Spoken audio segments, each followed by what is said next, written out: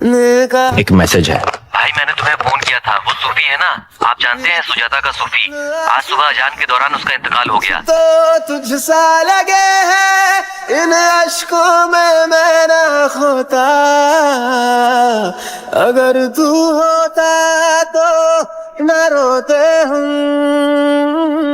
अगर तू होता तो न रोते हम, अगर तू होता तो न रोते हम, अगर तू होता तो न रोते हम।